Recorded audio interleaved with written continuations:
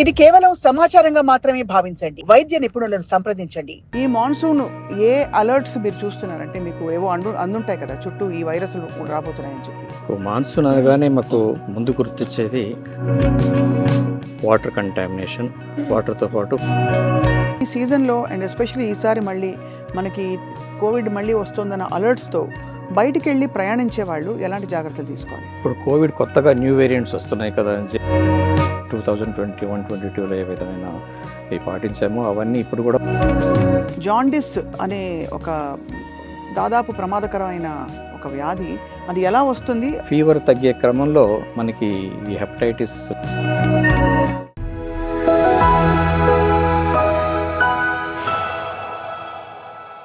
అందరికీ నమస్కారం and welcome to Sakshi life. వాతావరణం మారిన సూచనలు స్పష్టంగా కనిపిస్తున్నాయి. బాగా మబ్బుగా ఉండి వర్షం కూడా పడుతోంది ఒక దాదాపు 10 రోజులుగా. ఇప్పుడు ఇంకా మాన్సూన్ సీజన్ వచ్చేసాక దాంతోపాటు క్యూకట్టి బోర్డ్ అని వ్యాధులు కూడా రెడీగా ఉంటాయి. ఉదాహరణకి దోమల వల్ల వచ్చే బెడదలు బాగా పెరిగిపోతాయి. రెండోది ఆహార కాలుష్యం, నీటి కాలుష్యం వల్ల కూడా రకరకాల సమస్యలతో జనం హాస్పిటల్స్, డాక్టర్స్ చుట్టూ తిరగడం చూస్తుంటాం. ఇవాళ ఈ మాన్సూన్లో తీసుకోవాల్సిన జాగ్రత్తల గురించి మాట్లాడబోతున్నాం. మనతో పాటు ప్రముఖ వైద్యులు, head of the department of internal medicine, general physician doctor Govardhan గారు ఉన్నారు from care hospitals, Nampally. Sir నమస్కారం. సార్, మాన్సూన్ సీజన్ అనగానే అందరూ స్కూల్స్ తెరుస్తారు ఒకటి, సో పిల్లలకి జలుబులు దగ్గులు రావడం చాలా సర్వసాధారణం. వాటితో పాటు ఈ మాన్సూన్ ఏ అలర్ట్స్ మీరు చూస్తున్నారంటే మీకు ఏవో అందుంటాయి కదా చుట్టూ ఈ వైరస్లు రాబోతున్నాయని చెప్పి. మాన్సూన్ అనగానే మాకు ముందు గుర్తొచ్చేది వాటర్ కంటామినేషన్, వాటర్తో పాటు ఫుడ్ కంటామినేషన్. సో ఈ మాన్సూన్లో ఎక్కువగా మేము గ్యాస్ట్రోఎంటరైటిస్ వ్యాధులు చూస్తుంటాం. డయేరియా అంటాం కదా, సో వాంతులు, విరోచనాలు, కడుపు నొప్పి. అట్లాగే మనం బయట ఫుడ్ తినడం వల్ల, so contaminated food, street food, so వీటన్నిటి వల్ల కూడా ఈ వాటర్ కంటామినేషన్ వల్ల వచ్చే సంక్రమించే వ్యాధులు ఎక్కువగా కనిపిస్తుంటాయి మాన్సూన్లో. సో ముఖ్యంగా చూస్తే అక్యూట్ గ్యాస్ట్రోఎంటరైటిస్ అంటాం, అతిసార అంటాం, కలరా, టైఫాయిడ్. అట్లాగే ముఖ్యమైన బ్యాక్టీరియా గ్యాస్ట్రోఎంటరైటిస్లో సాల్మొనెల్లా అంటాం, సాల్మొనెల్లా, షిజెల్లా, అట్లాగే ఎర్సీనియా అని, ఇంకపోతే కాంపైలోబ్యాక్టర్ అని, ఇవన్నీ కూడా మన గట్లో ఉండే బ్యాక్టీరియా అనమాట. సో ఈ వాటర్ కంటామినేషన్ వల్ల వచ్చే బ్యాక్టీరియా ముఖ్యంగా సాల్మొనెల్లా, షిజెల్లా, ఎర్సీనియా, సో ఇవి ఈకోలై. సో ఈ బ్యాక్టీరియా ఎక్కువగా మనకి ఇన్ఫెక్షన్స్ కలుగజేస్తుంటాయి అన్నమాట. సో అక్యూట్ గ్యాస్ట్రోఎంటరైటిస్లో ముఖ్యమైన విషయం ఏంటంటే బాగా మన ద్రవాలు ఒంట్లోంచి వెళ్ళిపోయినప్పుడు, వామిటింగ్స్ వల్ల అయితేనేమి, వాటరీ స్టూల్స్లో వాటర్ అండ్ డీహైడ్రేషన్, దాంతోపాటు ఎలక్ట్రోలైట్ లాస్ వస్తుంటుంది అనమాట. సో దీనివల్ల డీహైడ్రేషన్లో ఏమవుతుందంటే నెగ్లెక్టెడ్ కేసెస్లో బాగా విరోచన అయ్యే వాళ్ళకి కొందరికి 10 సార్లు 20 సార్లు అవుతూనే ఉంటాయి కంటిన్యూస్గా. అలాంటి వారికి బీపీ పడిపోయే ప్రమాదం ఉంటుంది. సో బ్లడ్ ప్రెషర్ అనేది చాలా ఇంపార్టెంట్. మన ఆర్గన్స్, మన బాడీలో ఉండే ఆర్గన్స్ అన్నిటికి కూడా సర్క్యులేషన్, పర్ఫ్యూజన్ అనేది చాలా ఇంపార్టెంట్. ఎప్పుడైతే ఈ బ్లడ్ ప్రెషర్ డ్రాప్ అవుతుందో మనకి important organs, most importantly kidney effect అవుతుందన్నమాట.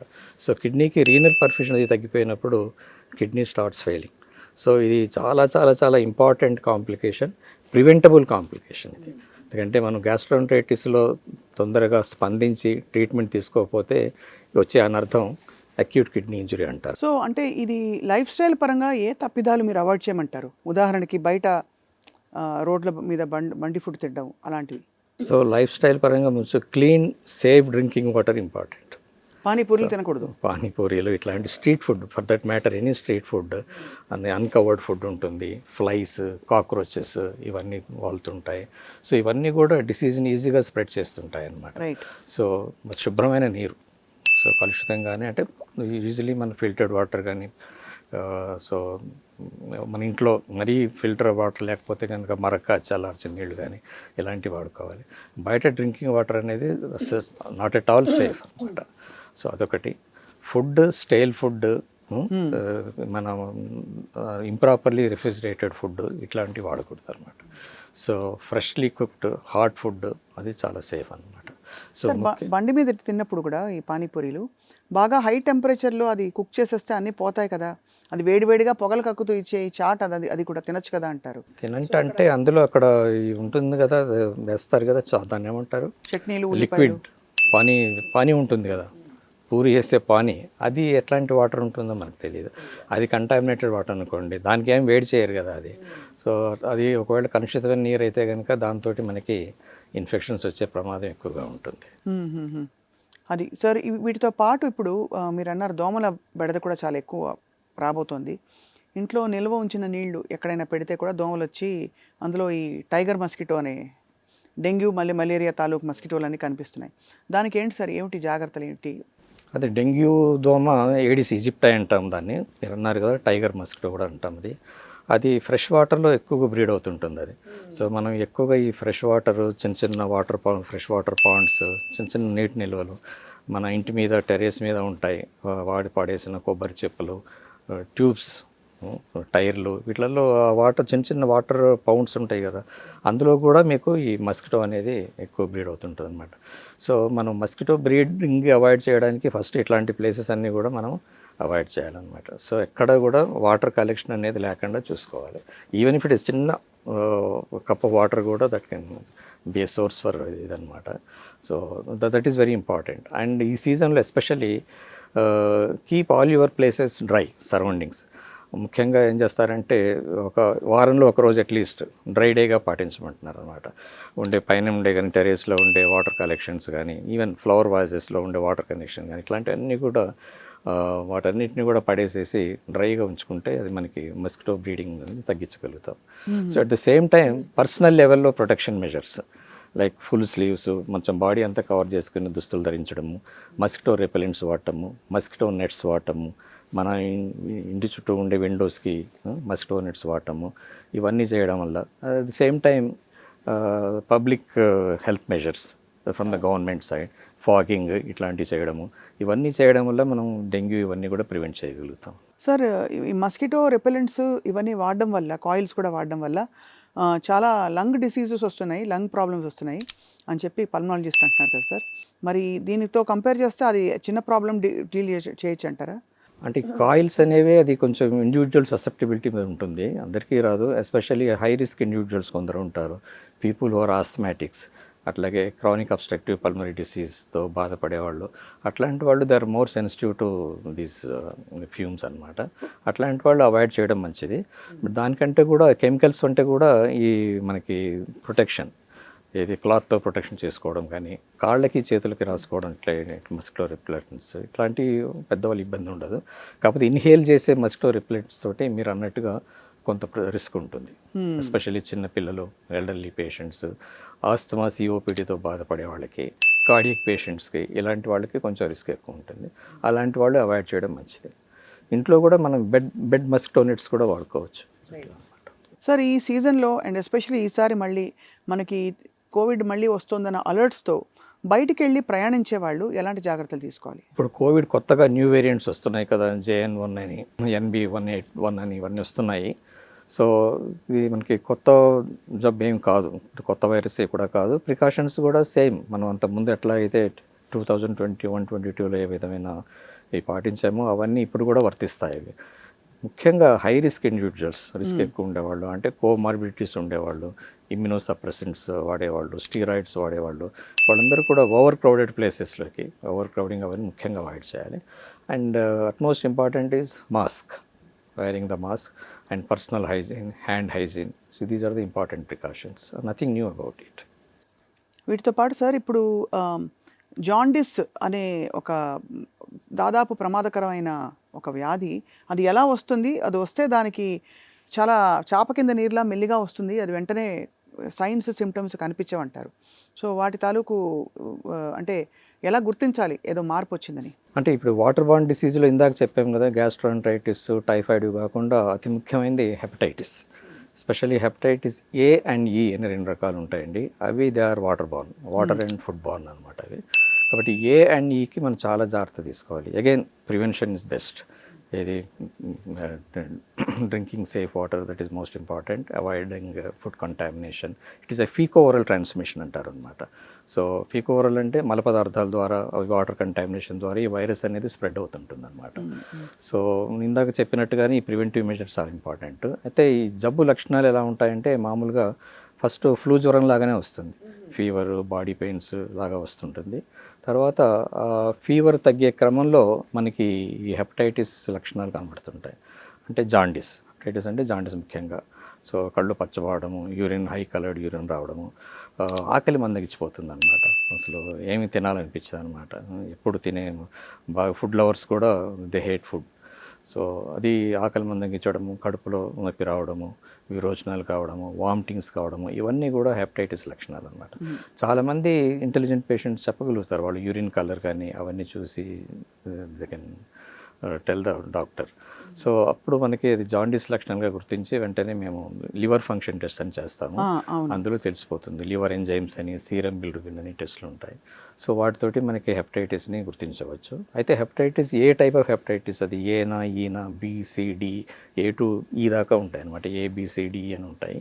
అయితే ముఖ్యంగా అందులో water borne, A and E are water borne, BC అవన్నీ కూడా బ్లడ్ బార్న్. సో బ్లడ్ బాండ్, అన్సేఫ్ సెక్స్ వాటితో వచ్చేవన్నమాట. సో డి అనేది హెపటైటిస్ బి ఉండే వాళ్ళలోనే వస్తుందన్నమాట. సో బి అనేది డికి ఆహ్వానం పలికిస్తుంది అనమాట. సో మనకి ఈ మాన్సూన్లో A and E are important. So A వచ్చినప్పుడు మనం మామూలుగా దానికి సిరాలజీ టెస్ట్ అని ఉంటాం అనమాట. సో హెపటైటిస్ ఏ యాంటీబాడీస్ అని చూస్తాము. ఈ కూడా అలాగే సిరాలజికల్ డయాగ్నోసిస్ ఉంటుంది. So diagnosis not a problem, first గుర్తించడం ఇంపార్టెంట్. మనం దాన్ని గుర్తించిన తర్వాత అయితే ఏ అండ్ ఈలో వాటిలో good thing about them is they are self limiting most of the times. So 90 మందికి వాటంతటా అవే తగ్గిపోతుంటుంది. అంటే దీనికి ఏం స్పెసిఫిక్ ట్రీట్మెంట్ అంటూ ఏం ఉండదు. హెపటైటిస్ ఏ అంటే జాండీస్ కదా సార్? ఏ జాండీస్. హెపటైటిస్ అంటే లివర్కి సంబంధించిన ఇన్ఫెక్షన్, ఇన్ఫ్లమేషన్ అని అర్థం అనమాట. సో దానికి పలు కారణాలు, పలు వైరసెస్లు. సో వైరసెస్ల వల్ల వస్తుంది, డ్రగ్స్ వల్ల వస్తుంది, ఇంకోటి ఆటో ఇమ్యూన్ హెపటైటిస్ అని ఉంటుంది. సో రకరకాలుగా ఉంటాయి. మామూలు క్లినికల్ ప్రాక్టీస్లో కామన్గా చూసేది ఏంటంటే వైరల్ హెపటైటిస్ అంటాం అనమాట. తర్వాత ఇంపార్టెంట్ డ్రగ్స్. చాలా మనం రొటీన్గా ప్రాక్టీస్లో వాడే చాలా డ్రగ్స్ వల్ల కూడా హెపటైటిస్ అనేది వస్తుందన్నమాట. సో డ్రగ్ టాక్సిటీ అనేది మనకి రిలేషన్షిప్. పేషెంట్ ఏదో కొన్ని మందులు వాడుతుంటారు వేరే జబ్బు గురించి, ఏదో ఒక యాంటీబయాటిక్, ఒక పెయిన్ కిల్లర్ ఏదో వాడుతుంటారు, తర్వాత ఈ హెపటైటిస్ లక్షణాలతో వస్తారనమాట. లేకపోతే కొన్ని ఆయుర్వేదిక్ మెడిసిన్స్ అనేది, అంటే ఆయుర్వేదిక్ అంటే I'm not blaming ayurvedic, some indigenous medicines, నాటు మందులు అవి ఇవన్నీ వాడుతుంటారు అనమాట. సో వాళ్ళకి because of some faith, so అట్లాంటి వాటి వల్ల కూడా ఈ హెపటైటిస్ వచ్చే లక్షణాలు ఉంటాయన్నమాట. కాబట్టి మనకి మాన్సూన్లో what is relevant is hepatitis A and E. So 90% తగ్గిపోతాయండి. They just require supportive treatment. అంటే వాళ్ళకి తినలేరు కాబట్టి ఒక్కోసారి ఐవి ఫ్లూయిడ్స్ అది ఇవ్వాల్సి వస్తుంది. So glucose drinks, oral sugar drinks, so వాళ్ళకి అపెటైట్ తగ్గట్టుగా సాఫ్ట్ డైట్, లిక్విడ్ డైట్ ఇవి ఇవ్వాల్సి ఉంటుంది. సో బాగా విపరీతంగా వాంతులు ఉండి తినలేని వాళ్ళు హాస్పిటలైజ్ చేయాల్సి వస్తుంది. అయితే ఒక 5 to 10% పేషెంట్స్ హెపటైటిస్ ఏలో వాళ్ళకి అక్యూట్ లివర్ ఫెయిల్యూర్ వచ్చే ఛాన్స్ ఉంటుంది అనమాట. అక్యూట్ లివర్ ఫెయిల్యూర్ వచ్చి లివర్ ట్రాన్స్ప్లాంటేషన్ అవసరమయ్యే దాకా కూడా పోతారు అనమాట. కానీ అది చాలా మినిమం పర్సంటేజ్ అనమాట. అదొకటి. ఈ కూడా అంతే. ఈ కూడా ఏలాగానే సెల్ఫ్ లిమిటింగ్ డిసీజ్. కొద్ది రోజులు, ఒక 2-3 వారాల్లో దానికి అదే తగ్గిపోతుంది. కానీ ఒక ఉంటుంది కదా సార్, ఏమండి పథ్యం చేయాలి కదా. పథ్యం అంటే పెద్దగా పథ్యమే ఉండదండి. పథ్యం అంటే మామూలుగా we advise soft vegetable, soft diet, liquid diet ఎక్కువగా. ఏది వామిటింగ్ సెన్సేషన్ తగ్గిన తర్వాత, వామిటింగ్స్ అవి తగ్గిన తర్వాత we can allow them normal diet. కాకపోతే especially non vegetarian, spicy foods అవన్నీ అలో చేయం దానికి. కానీ కొందరు ఏం చేస్తారంటే విపరీతమైన పథ్యం చేస్తారు. విపరీతమైన పథ్యం చేసి, కొందరు జాండీస్ అనుమానంతో పథ్యం చేస్తారు. చాలామంది పథ్యం చేసి ఏం తినకుండా ఉండి సివియర్ అనీమియాతో వస్తారు మా దగ్గరికి. 3 grams 4 grams హిమోగ్లోబిన్తో వస్తారు. ఏంటి అంటే తెల్ల కామర్లేని వాళ్ళు ఏదో ఒక డయాగ్నోసిస్ చేసుకొని వస్తారు. అదేంటంటే వాళ్ళు సెల్ఫ్ డయాగ్నోసిస్ జాండీస్ అనుకొని పోయి మామూలుగా క్వాక్స్ దగ్గరికి వెళ్తారు. వెళ్ళిన తర్వాత వాళ్ళు ఆటోమేటిక్గా అన్నీ చెప్తారు, ఇది తినొద్దు, అది తినొద్దు అని చెప్తారు. సో వీళ్ళు చెప్పిన దానికంటే నీకు ఎక్కువ పథ్యం చేస్తారు. So they land up with severe anaemia మా దగ్గర హిమోగ్లోబిన్ తోటి వస్తారనమాట. ఈతో ఒక ప్రాబ్లం ఏంటంటే ఎస్పెషల్లీ ప్రెగ్నెంట్ విమెన్లో హెపటైటిస్ ఈ కొంచెం చాలా ఫల్మినెంట్గా వస్తుంది. Especially pregnant women. ప్రెగ్నెన్సీ అనేది ఇట్స్ ఏ రిలేటివ్లీ ఇమ్యూనోసప్రెస్ స్టేట్ అంటాం మేము. మామూలుగా ఉండే ఇమ్యూనిటీ కంటే ప్రెగ్నెన్సీలో కొంచెం ఇమ్యూనిటీ తక్కువ ఉంటుందంటారు. సో అట్లాంటి వాళ్ళకి ఈ హెపటైటిస్ ఈ అనేది కొంచెం ఉధృతంగా వస్తుందన్నమాట. అందరికీ కాదు, అవి సేమ్ లక్షణాలు ఉంటాయి. డయాగ్నోసిస్ ఏంటంటే సీరాలజీ, హెపటైటిస్ ఈకి సంబంధించిన యాంటీబాడీస్ టెస్ట్ చేస్తాం అనమాట. డయాగ్నోసిస్ తెలిసిపోతుంది.